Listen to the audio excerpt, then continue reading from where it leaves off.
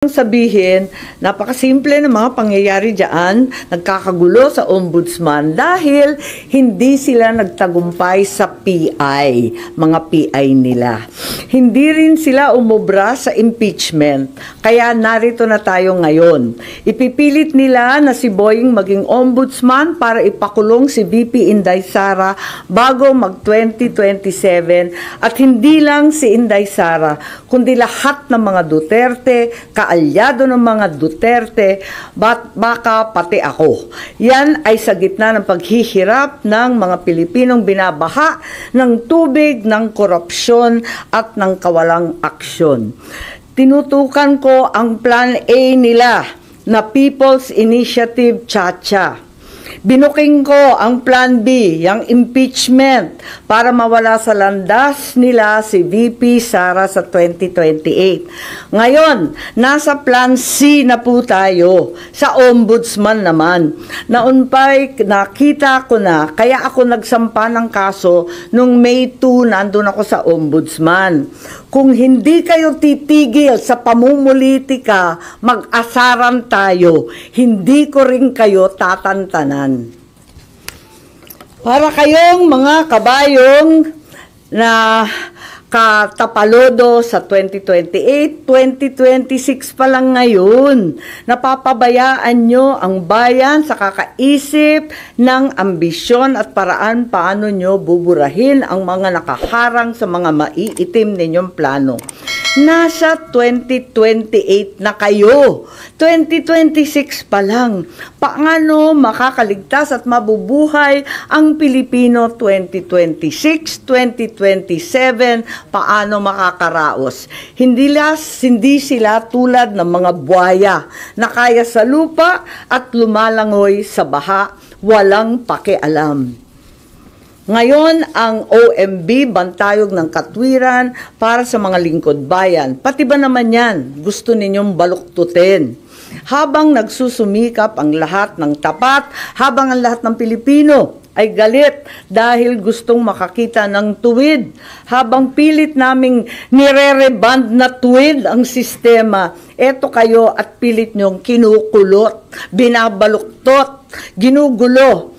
Ang OMB ay opisina, hindi parlor. Tigilan nyo yan. Ang mensahe ko naman kay bagong Deputy OIC Ombudsman Vargas ay simple lamang.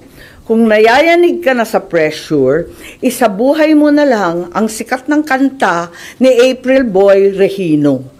Kapag nariyan na ang suhol, itaas mo ang iyong dalawang kamay ng ganito at sabihin, hindi ko kayang tanggapin. Wala lang. Naloloka na ako. Yes po. Git ninyo na plano nila na kaya ilagay Secretary Boying Remulla sa ombudsman para ipakulong si VP Sara at mga ka-alyado niya. Ano yun, suspicion o may nakuha kayo na mabigat na information na pinagbasihan nyo? Yes, marami po tayong information na talagang dito patungo ang paghalal ng isang ombudsman na kaibigan natin dati pero hindi naman natin mapagkakailay. Ang labo-labo naman ng ganon. Kaya tututulan ko po at magtiisan po tayo. Hindi natin kakayanin yan at hindi dapat mangyari yan. Dahil klaro naman, hindi dapat politiko, klaro yung conflict of interest, hindi naman na maitatakwil na may kaso. So, 2 sets of cases against Secretary Boying Remulla presently pending before the Ombudsman. Kung paano siya magkakaroon ng clearance from the Ombudsman, pipilitin talaga, pinaltan na yung Deputy OIC na dati nariyan, si Deputy OIC Castillo, malamang ayaw mag-cooperate, kaya kung ano-anong paninira, nakikita natin sa online.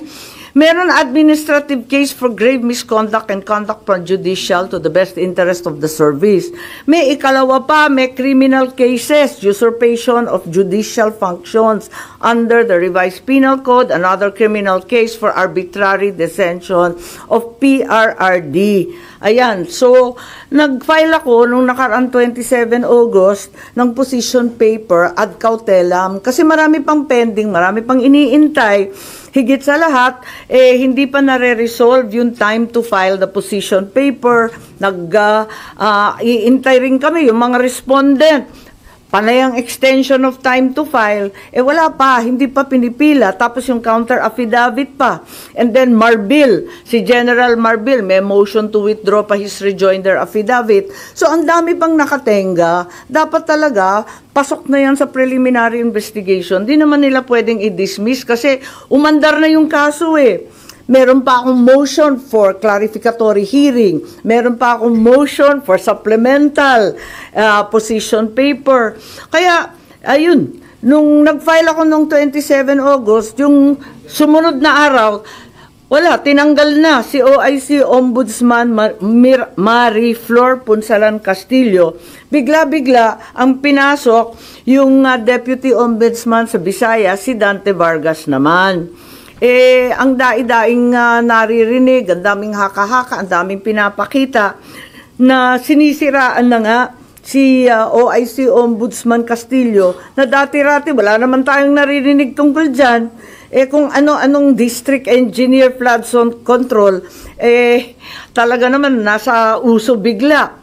Ang totoo, ang balita, ang pagkakilala kay Justice Punsalan Castillo, hindi daw yan napapagsabihan kasi very independent-minded at very legalista. Kaya hindi talaga nauuto, hindi talaga nasusuhulan, yun na nga. Tapos may issue pa na yung bagong OIC Ombudsman Vargas, ang asawa daw, kaklase daw ni Secretary Boying sa UP Law.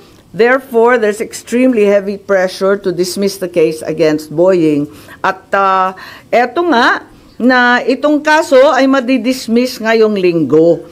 Bakit i-dismiss yan? Yan ang tanong ko. At ang balita, immediately executory ang ilalabas. It's also alleged that even though the time for filing of the motion for reconsideration has not lapsed, the OIC will nonetheless issue an ombudsman clearance para tuloy-tuloy ang pag-appoint kay Boying. It's very bothersome if the cases will be dismissed days after the position papers were filed. Kulang pa yung response galing sa mga respondent. Marami pang pending incident. I-dismiss. Ang dami pang nakatenga. Hindi ba nakakaduda yan? There is a very ominous reason, clearly, for Secretary Boying to become the next ombudsman. It's the new phase in the effort to get rid of VP Sara before 2028. And since the PI failed, the impeachment failed, therefore the third attempt is lawfare at its very worst. Imprison Inday Sara, all the Duterte allies, including myself, perhaps, to be harassed by cases with the new ombudsman. Plunder will be the name of the game, no bail, and imprisonment until 2028. I will be very, very surprised kung aabot si VP Sara na malaya kapag naupo itong uri ng ombudsman. Kaya ako, magfa-file ako ng opposition, pati sa JBC, dahil klarong-klaro yung conflict of interest, tapos magiging magulo. Kapag itong mga kaso sa PRRD arrest will be rendered ineffective. Halimbawa, if the OIC Ombudsman caves to pressure, dismisses na nga the cases, pati yung MR i-dismiss, mapupunta sa CA, sa Supreme Court, paano yan? Kahit i-reverse ng CA or Supreme Court yung OIC Ombudsman, orders the dismissal from service, declares he's perpetually disqualified.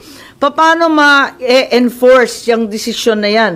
Kung si Secretary Boying ay nakaupo ng ombudsman, he can only be removed by impeachment.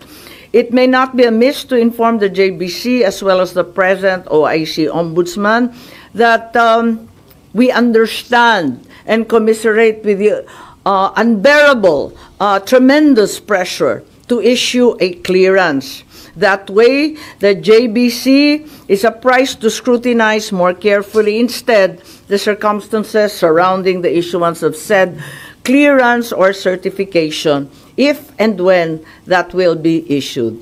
Yun lang. Ano yung ganong plano to read BP Sara and then i-dismiss yung kaso against Justice Secretary Remulla para may appoint siya sa ombudsman? Well, balitang-balita, ang pressure sa mga investigador, matindi ang pressure, naririnig natin sa JBC, at nakita natin ang mga galaw, di ba? Pinapaltan ang karapat-dapat na Deputy OIC na wala namang bahid at wala namang dahilan, biglang tinanggal at iba yung linagay, nakakapagtaka talaga. At saka yung time frame, talagang sapilitan, sa deadline. May mga deadline silang hinahabol. Ma'am, ano pang magagawa pa po nung isasubmit niyong opposition kung ongoing na po yung selection ng JBC ngayon for ombudsman po? Oo nga, yun, na talagang tignan natin, sana makinig sila and sana intindihin nila kung gaano kaihalaga ito sa buhay ng ating bansa. Na isang tabi na ng todo-todo ang problema ng baha. Malunod na tayo sa tubig at korupsyon, basta yung ambisyon na lamang ng iilan ang nangingibabaw. Good morning. Ma'am, ngayon yata isasalang sa JBC interview si Natapos Secretary. na, alas 10. Oh. Pero yung opposition nyo po na-file or na-discuss nyo po ba kay Senator Alan as member ng JBC representing Kakausapin ko mamaya. Nagulat kasi ako, hindi ko akalain na magpapa-interview. Akala ko bawal yun hanggat walang clearance. Aminin ko, hindi ko alam na kanina naka-schedule agad-agad. Will you also question his being included sa shortlist? At tignan natin kung anong gagawin. Pero hanggat maaari, talagang pipilitin ko hanggat kaya at tututulan. Tulad nga ng sinabi ko kanina, ay nako, hindi ko rin kayo tatantanan kasi klarong-klaro naman ang moves nila. May message din po kasi. Garapala na po. Ang mensahe niyo po sa ading niyo na ultimately siya na may appointing authority. Ay nako, talaga naman hindi yata nakikinig. Ma'am, kung ayaw nyo kay Sec Boying, kanino kayo doon sa 17 o 16 na iba pa? Ay hindi naman sa ayaw ko. Kaya nga lang, wag naman binabraso yung ombudsman. Yan na lang ang huling hantungan ng hustisya, ng katotohanan. Ang bigat naman nun. Constitutional body, guguluhin, ano? Wala naman akong sinasang-ayunan. Ang sinasabi ko, klarong disqualified. Kaya wag na lang. Ang liwaliwanag naman ang conflict of interest. Nakikita naman natin ang problema kapag may pending admin and criminal charges pa. Ang bigat naman, tapos gagawin ninyong ombudsman. Tama ba yun? Wala naman akong kinakampanyang kandidato para ombudsman. Sa totoo lang. Di ko nga kilala yung mga listahan. Siyempre, trabaho ng JBC yun eh. Wala na. Ibang issue lang. Ay, okay. Pero babalik pa ako sa budget. Okay, Oo, sige. yung madalian lang kung gusto nyo. Pero yun lang. Yes po. Ma'am, hindi ba parang ang for a goal na tanggalin lang si VP Sara, yun po talaga yung goal ni Secretary Remulla? Eh, hindi siya. Siguro yung mga nag-uutos din sa kanya. Marami kasi, di ba? Di ba masyado nang maliwanag ang pattern. Noon sinabi ng iba na napaka-alarmist ko. Bakit ko binubulabog ang lahat tungkol sa PI? O ngayon, tignan natin. Tapos yung impeachment, walang maniwala na itutuloy. Ayan, tinuloy. Wala rin nangyari. Kaya nandito na tayo sa Plan C. Yan talaga ang nangyayari. Ma'am, saan nyo nakuha yung information na may ganitong plano? Mag-ombudsman siya para ipakulong si VP Sara? Maliwanag naman kasi talagang sinabi na rin nung nag-iimbestiga yung mga Quadcom tungkol sa confidential and intelligence funds na ang tinutukoy, plunder charges, non-bailable, kulong bago 2028. Nakausap niyo na si VP Sara about this, ma'am? Yung possibility Hindi, ng actually hindi pa. Kasi wala siya rito, sa totoo lang. At sa dami ng problema nun, dadagdagan ko pa. Hanggat kaya ko, talagang hindi ko tatantanan to at mag-asara na lang kami. Pero, ma'am, sorry. Pero Yep. yun din naman po ang gusto ni VP Sara, di ba? Sorry? Masagot po, yun din ang gusto ni VP Sara, masagot sa proper forum yung mga charges laban po sa kanya. Tama. So, hindi ba parang ano, o talagang si SOJ Remulla po yung bagong bala against her and the Dutertes po? Tignan nyo yung mga kilos nilang lahat, di ba? Doon patungo. Kung sana magkakaroon ng patas at makatotohanang depensa sa korte, kung papayagan siya, yun ang gusto niya. Pero kapag ganito na brasuhan, may balitang suhol, ginagamit yung mga may personal relationship, pinapaltan yung walang kamalay-malay na justice. Kung ano-ano ang nangyayari, pipilitin ng JBC, pa-i-interviewin. Pambihira, hindi ba nahalata na brasuhan na talaga ito ng todo-todo? Kaya sabi ko nga, kung ganyan at hindi kayo maawat sa pamumulitika, mag-asaran tayo, hindi ko rin kayo tatantanan. Ang considering yung composition ngayon ng JBC, umaasa kayo na pakinggan yung opposition? Oo naman, oo naman. May mga nakausap na kayo na member?